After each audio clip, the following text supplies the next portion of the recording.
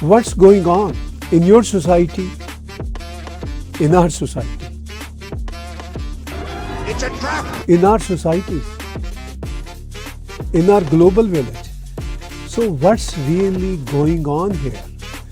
Let's dive into the chaos and see if we can make sense of it in my podcast.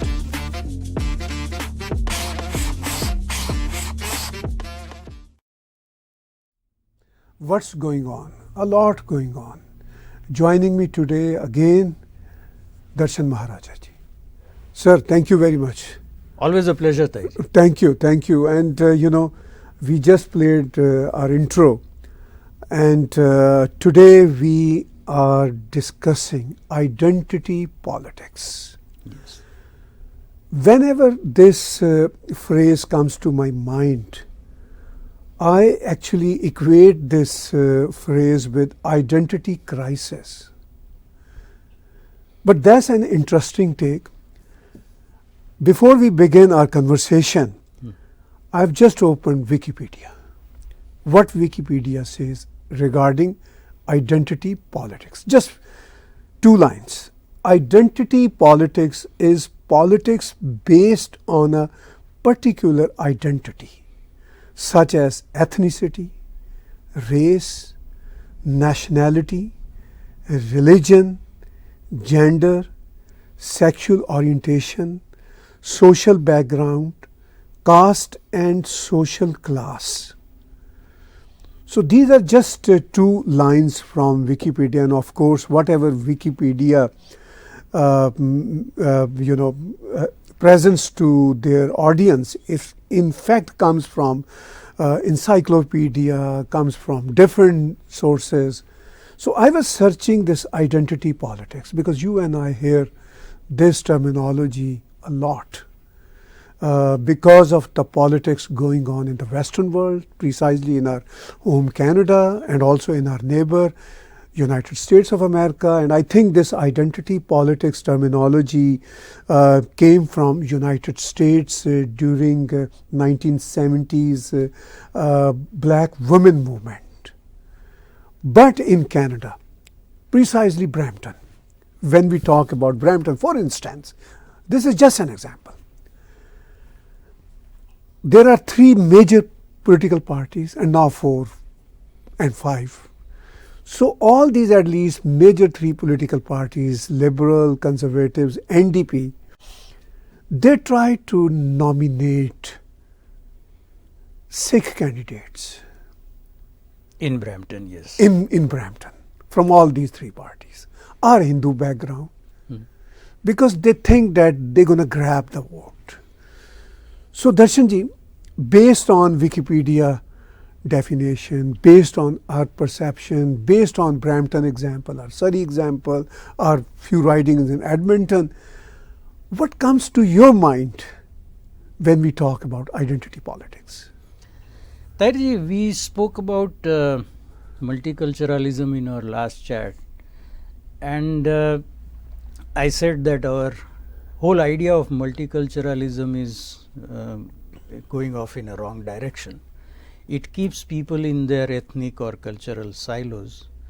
Now, with that background, identity politics is the natural next development, although it can happen without that faulty multiculturalism also, like you said in the example of the United States. But with our idea of multiculturalism, it is inevitable, whereas in other circumstances, it is not inevitable. So what happens is, because there are cultural silos and the unresolved apprehensions of one group towards another, a lot of voters will gravitate to a candidate who shares their identity. And the political parties are smart enough to realize this, so they will nominate a candidate who will belong to that identity. And so far it has been successful, but when all parties have the same approach, then that success gets diluted a little bit. So as a result, what we see is that the candidates are not necessarily well qualified to serve the public, or in the case of a party which wins the election, to be a part of the government, because they don't have the depth of knowledge or breadth of knowledge to do service to the expectations of an elected official, which is why we are seeing that over the 20 years that I have been here, I have been seeing a continuous deterioration in governance. And that is because the emphasis is on the identity of the candidate and not their merit. Now, this is not to say that someone from that identity group is not meritorious, but they are not prioritized. The whole equation has been flipped, Tahirji, because instead of the party being on the hunt for talent, the nomination candidates are made into the buyers, that if they gain nomination, then they stand a chance of being elected, and then because of that they will be able to do more for their community, like we saw with motion M103 a few years ago, popularly known as Islamophobia motion. That MP's contribution to anything else in 9 years of being the MP has been zero. So, when expectations are so low, performance will be accordingly low. That is my view. Absolutely. So, you mentioned that identity politics kind of give a space to those individuals and also to political parties as well, that they don't need to rely on merit, they just rely on identity. They think, okay, this certain type of demography is overwhelming in certain riding, so we should pick a candidate from that certain demography. And the same goes to other parties. So then we find three sayings or codes in some of the riding in Brampton. There is nothing wrong in it. I understand it. But then this creates a reaction within mainstream people, that why is this happening that way? In a rural riding, for instance, where there are majority quote unquote whites, why can't a candidate of Hindu background or Sikh background or Muslim background not seeking nomination there? We'll come later, the faulty process of nomination as well. That's another subject. We'll try to touch that too. So you said that, for instance, you gave the example of MP that brought motion M103, Islamophobia motion, and we don't see any other achievement by that MP. So, keeping this reality in mind, what do you think? Is it an identity crisis in certain demographic? What do you think? I think it is, because I need to make my voting decision on my identity as a Canadian. But because people are living in ethnic silos or cultural silos, they are prevented, and sometimes they choose. It's not just external factors. Sometimes it is a person's, I put a lot of emphasis on individuals' agency. They don't come out of their cultural boundary. They don't come out of the boundary of their identity group, and therefore they feel inclined to vote for someone who was probably nominated because they had a lot of support within the party's membership of the riding based on an issue that originates from outside Canada. And if the focus is on choosing the best candidate in the election, not in the nomination, in the election, then someone like Professor Salim Mansoor would not have lost the election. He was eminently qualified to serve the public. Yes. But because again now the voters are not seeing beyond the three main parties, like, hey, there is this candidate who is actually a better candidate than all of them, let us vote for them. That doesn't happen. So yes, it is an identity crisis. Are we looking at this as a concerned Canadian, or are we looking at this either as a supporter of a foreign cause or as someone who is bound within the confines of the traditional three parties? A fourth party cannot gain traction because of this. Even in Ontario, we have seen there is that new blue party. Yeah. I mean, they don't stand a chance because now the system has become very rigid, where other than the three existing parties, nobody can gain traction, regardless of how good their candidate may be. Yeah. Somewhere we see a surge of Green Party to some extent, and we saw voter surge in PPC case as well. But they need to work a lot in terms of holding their sort of ground. It's very difficult. It's very difficult, and we were just talking about nomination process. I like to touch that too. For instance, one of my friend who was seeking nomination from Conservative Party approached me a couple months back, and he said that, "Oh, Tahir ji, I need a couple $1,000." I said, "For what?" "To get members sign for Conservative Party." I said, "It's I think $15 or $20 membership fee." He said, "Oh, in each household, I do have many people whom I know. They have 4 or 5 members, so I have to give them $100 cash, and they go on Conservative Party website and pay through their credit card." And this is not secret. This is happening across the board, honestly. And political parties know about that. So this kind of corruption or indiscrepancy, whatever you call it, is blatantly happening. And everybody is quiet. Do you also observe this kind of a situation? I think it would be illegal. It is illegal, but this is happening. Yeah. And this is not a new phenomena. At least I can tell you I am observing this thing for the past 20 years. Right. So once again, you are recruiting members to nominate a candidate. To my mind, the big flaw in the whole system is that a new member can vote for a candidate.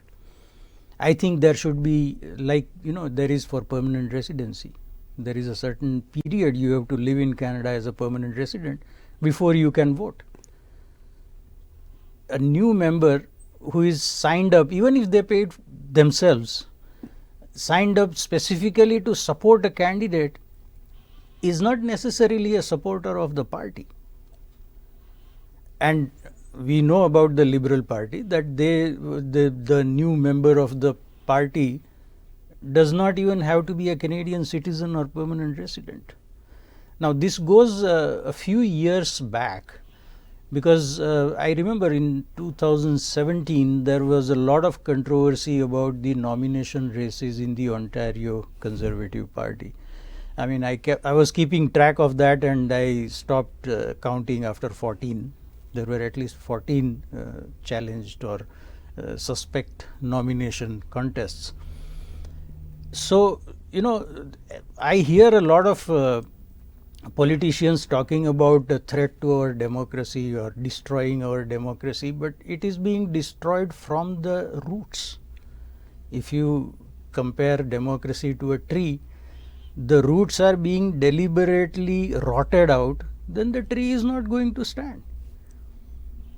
So, in fact, I have written about this, but this is the fundamental problem that has to be resolved, and part of that resolution is, a movement which dilutes, at least, if not removes, the identity politics.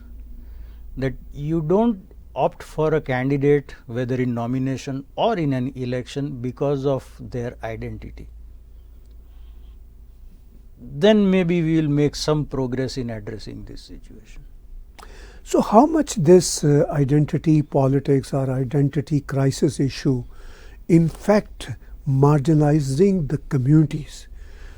Those communities, they think that, oh, we are having our representatives in the parliament, either it's a federal parliament or the provincial parliament, but in fact they don't realize that their representatives in fact are not their representatives, not just by means of ethnicity. In fact, those representatives are just representing their own interests. So do those communities at large realize this fact? I doubt. This whole problem of identity, not just politics but identity, just identity, has become very deeply rooted in the society over the past maybe 7-8 years, maybe longer, but at least 7-8 years I have been keeping track of that. There is one example that I remember very clearly. There is this lady who learned Korean cuisine and started a restaurant in downtown Toronto. And a reporter started a crusade against that on Twitter. And then there was a lot of support for that crusade from the wider society. Ultimately, this lady was forced to shut down her restaurant and post an apology on social media, because as a white person she was accused of culturally appropriating Korean cuisine. So, true multiculturalism is not only discouraged, it is penalized. Now, with that kind of insular group or insular kind of a thinking, you can't expect the idea of true multiculturalism to thrive, and therefore you cannot get rid of this identity based thinking. Identity politics is only one part of that identity based thinking. But if someone learns cuisine from another culture and then well enough to make a living out of it, or at least try to make a living out of it, that is something to applaud. But instead, that person is ostracized to the point of shutting down the restaurant. So it is such a deeply rooted malaise, I would call it, that the solution to this is not going to be easy. Unless you start at the very bottom of this issue, identity politics will be difficult to get rid of. Yeah. You said that identity politics is difficult to get rid of. I can cite my personal example.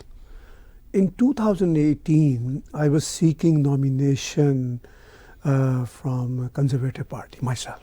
Mm-hmm. And in the studio in Malton Writing, a Conservative politician visited. And I was just discussing the possibility of my nomination, seeking his advice. And he said, Tahir, you would not be able to get nomination from Conservative Party. I said, why? Because I was at that time very staunch Conservative member. And he said, because your community does not like you. I said, what do you mean, my community? He said, Pakistani people. I said, they are not my community. My community is my riding, the place where I communicate with my fellow citizens. He said, no. So actually, you come from Pakistani background. I said, no, I'm Canadian. I came to Canada to live like Canadian citizen.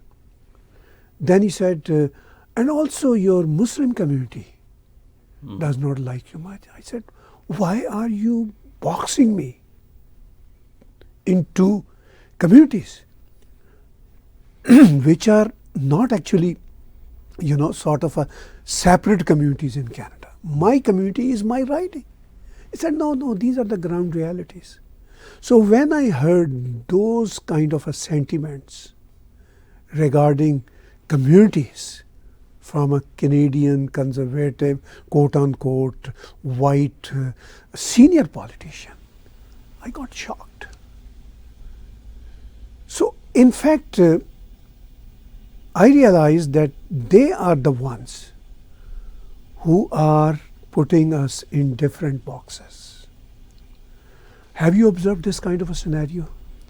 Many years ago, and not at this senior a level, but I was in a group of some kind of a Liberal Party members, and we were discussing general issues, and at the time the big issue was the cost of hydro, which had shot up, and discussion was going on, and then one of them asked me, as a South Asian, what is your opinion on this? And I said, I have an opinion as a Canadian, as an Ontarian, because this is an Ontario issue. And there is no such thing as the South Asian opinion, because we have differences of opinion among ourselves. Absolutely. Right? This has become a, this culture has permeated all parties. I wouldn't put blame specifically on one party or the other. It is the ruling political culture. And then they have various purity tests which sometimes go against their professed values. I'll give you an example from 2021. There was this lady out in the Maritime provinces. I think Dartmouth South was her riding. And this was, we were in the middle of all those lockdowns. The lady had a small business which had to be shut down, and just to pay the bills, she started an OnlyFans account. And she was disqualified because of that by the Liberal Party. So much for feminism. So they have all these purity tests, and one of these is how true you are to your identity as we perceive it to be. So if Tahir Gora is from Pakistan, then we need to see whether he is popular among Pakistani Canadians, although I don't like that kind of hyphenated identity. We are all Canadians. Absolutely. But they'll look for that, they'll look for Muslim Canadians, and if Tahir Gora is not popular among Muslim Canadians or Pakistani Canadians somewhere else, then he cannot run for us in this riding, although he may be very popular in the riding. So, it has become kind of a foundational premise for a candidate or aspiring candidate to live up to the stereotype of their identity. Then only they are acceptable. And that, I think, is a major flaw and one of the bigger challenges to our democracy than anything else. Yeah, you are right. This is a bigger challenge to our democracy. And most of the time I feel that unfortunately all major political parties in Canada treat us as their vote pockets. They like to see us living in our own ghettos. That way they feel more secure. They think that they have secured their certain ethnic votes in a certain riding. So as I have moved to now rural area, then they don't have any value for that kind of a behavior. They say, okay, why do you want to indulge into mainstream society? You just stay in your ethnic pocket. You'll have 3-4 votes from your family for us. So they see main political party, they see all quote unquote, I call new Canadians, but they don't like calling us Canadians. They like calling us hyphenated Canadians, rather than actually they like calling us Muslims, Sikhs, Hindus, blacks. They are more happy to have us in those kind of identity issues. So how should we, as new Canadians, How should we respond to those political parties? We have to refuse to be cubbyholed. And this has become so widespread in our society, unfortunately, that if, and this is my regular experience on social media, especially Twitter, where I am more active, that if I voice criticism of a policy in Canada, whether at a federal or provincial level, municipal, whatever, there will be at least a few people coming back to me saying that there is worse situation in India. Like, why are we discussing India? But because they see my name and my image, they think that I am answerable for what is happening in India, or that I have no right to criticize what is happening in Canada because worse things are allegedly happening in India. I don't even go to verify their claims because that direction is pointless. I don't care what happens there. I live here. You know, there is this Sanskrit concept of karma bhumi, that this is where I make my living, this is where I owe my allegiance to. And therefore, I have every right as much as everybody else to have an opinion and voice it. So this has become very deeply rooted phenomenon where a new Canadian will be seen in terms of either the place they came from or their other identity, whether they are of a particular religion, particular ethnicity, and then you can't go past that.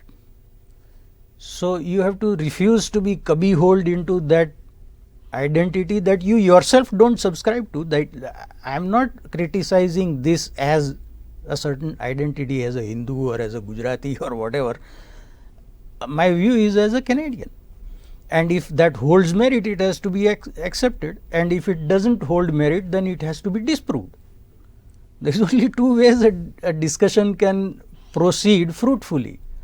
Unfortunately, that is not happening, and I keep coming back to my criticism of the media, which actually fuels this whole process. There was this instance after the 2021 federal election, where CBC ran a piece that was written by an election worker, and they didn't put a photo, but they put a drawn picture of a lady in a hijab who narrated something that happened while she was working as an election worker, where an old white lady came to vote.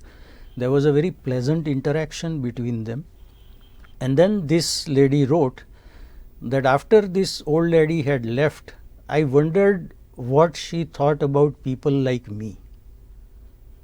This came out of nowhere. Their interaction had been perfectly pleasant as you would expect it or want it to be in Canada, that we are a nice society. And after that, how did she end up going off on a tangent like this? And how did the editors at CBC think it fit to publish this kind of a divisive idea?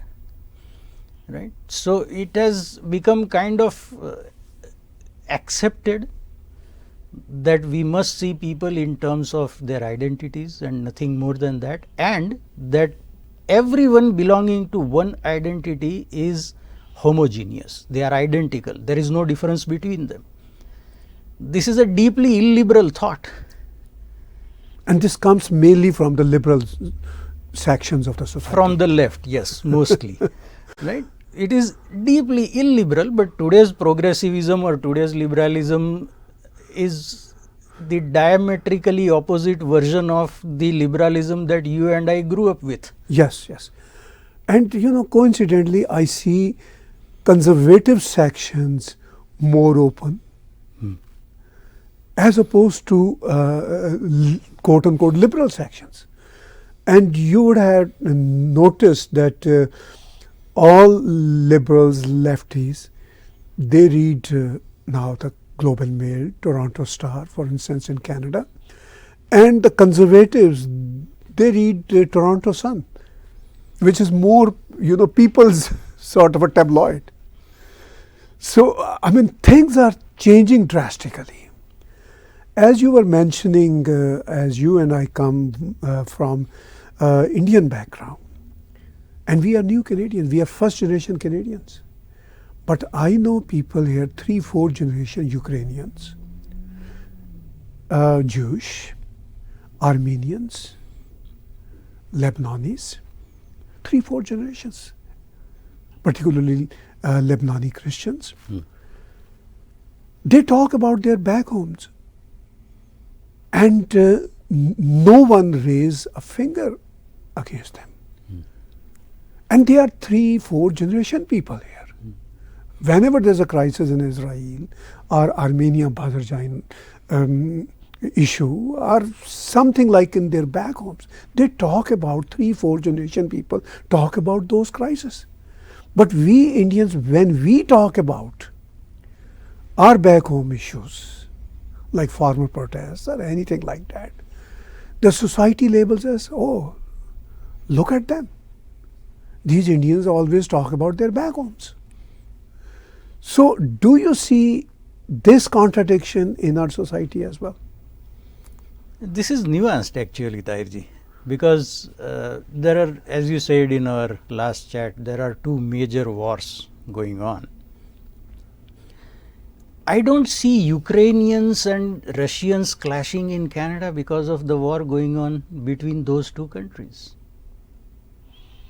Whereas not a single day goes by for now what, more than 13 months? Yeah. Not a single day goes by without the pro-Palestinian crowd confronting Canadian Jews in some way or another. Yeah. Even pro-Hamas. Pro-Hamas. Purely radical terrorist organization. Exactly.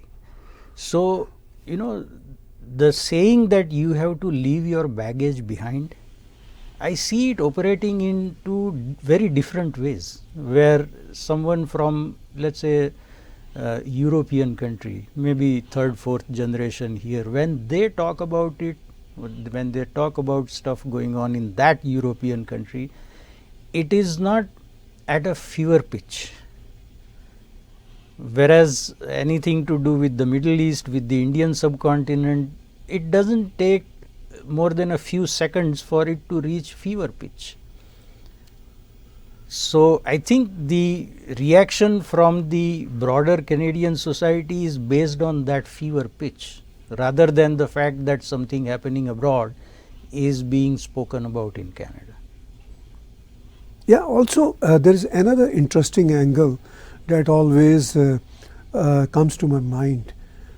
For instance, any crisis happens in Middle East, precisely in Israel, all member parliamentarians of Jewish background, they come forward, they talk and defend Israel, no matter they are 3rd generation, 4th generation here. And I don't condemn it. But when there is some issue related to Indian communities, then, and a member parliament such as Chandra Arya, for instance, mentions India's name, then the other member parliamentarians and the society calling him Indian interference in Canada, but they don't call it Israeli interference in Canada. True. They are absolutely aligned with the Israeli interest. And I'm with them, in fact. Personally, I support those MPs. But the MPs or the political activists from Indian backgrounds, they cannot talk about India. So what is this contradiction? How do you see that? There are two angles here. One is that India is a rising power, and therefore there may be some kind of consternation in the power circles in Canada, because frankly our position is slipping in the global order. Over the last 9-10 years it has slipped considerably.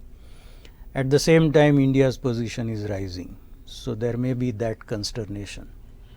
Secondly, the Khalistan movement, which has been at odds with the Indian government for over 4 decades now, because it is that movement is very strong in Canada, they wield a lot of power in terms of what politicians can say about India, what the media can say about India.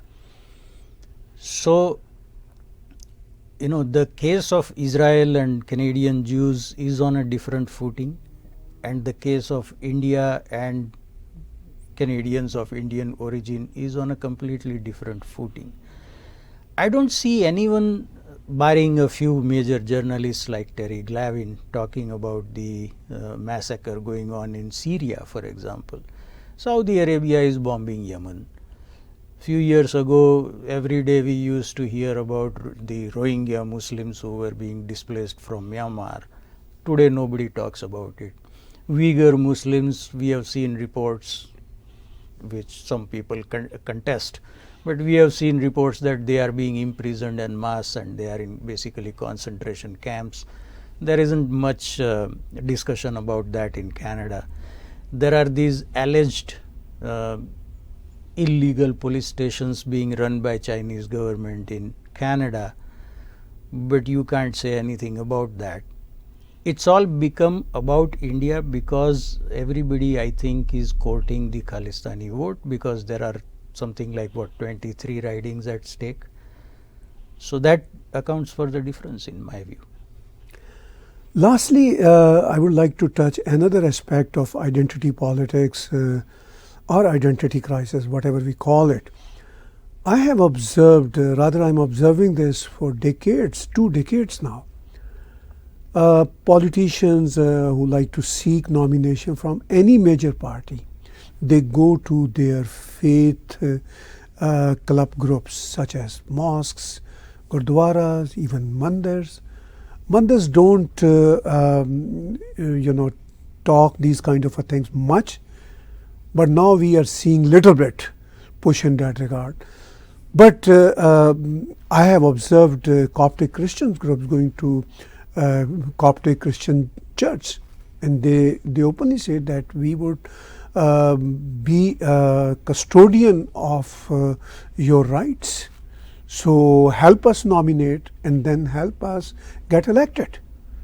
And I have observed in some of the gurdwaras, in mosques, their leadership in the mosque and the gurdwara clearly say to the new emerging politicians or the sitting incumbent MPs or MPPs that to what extent they would you would endorse our agenda in the parliaments. And then those politicians pledge their promises. So this aspect of identity politics, based primarily on their interest and political agendas, how much this trend is dangerous for Canadian democracy? It's extremely dangerous, Tahirji, and this is where I think your description of identity crisis fits perfectly, because whether it is the elected politician or aspiring politician, they are making promises based on an identity that is not Canadian. That I will protect your interest as an identity, or I will promote your agenda as an identity, which is necessarily at the expense of the rest of the Canadians, at least in that riding, and probably beyond. So it is truly an identity crisis, and to the extent that you have seen Coptic churches or Hindu temples also now starting to do that, is a natural reaction to something that they are facing the brunt of. That, hey, this is how the game is played. So we will play by the rules of the game. And then whoever has larger numbers will win. But that will be at the sacrifice of Canadian identity. So I can see the problem growing, in fact. Yeah. So anything you would consider to add more in our today's discussion? And if you think that we have missed some point, so please add that point. I think we have covered all the points that were on my mind. And our first chat, the previous one, received a lot of positive response, so thank you for that. Thank you for joining. Yeah, because it is very, very important for us to bring our ideas to a wider audience. That's why we are doing this in English. And we'll hopefully have more faces, diverse ideas, as you said. We are looking for diversity of ideas and diversity of thoughts, not of diversity of skin color or religions or ethnicities. So let's continue this, and hopefully we'll be able to make some positive difference. Wonderful. Thank you very much, Darshanji, for joining me again today. Viewers, you just heard our views on identity politics. Or I call it identity crisis as well. So please keep joining our discussions in terms of watching us, and also if you like to participate in our show, just send your email at tagtvcanada@gmail.com, and we would love to have your views, your question, your input as well. So thank you for watching. What's going on? Of course, a lot going on in our society.